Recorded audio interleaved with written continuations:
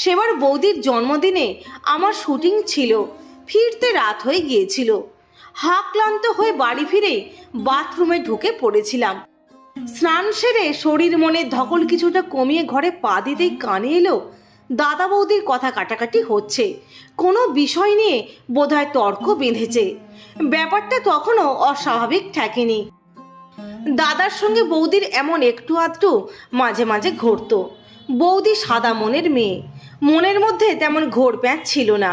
যেটা পছন্দ হতো না দুম করে মুখের ওপর বলে দিত, যেটা প্রয়োজন জোর করে দাবি করত। উল্টো দিকে দাদা উত্তম কুমার, মহান নায়ক, মেজাজি মানুষ। কোনোদিন অবমুড থাকলে তুচ্ছ বিষয় নিয়েও তুলকালাম কাণ্ড ঘটে যেত।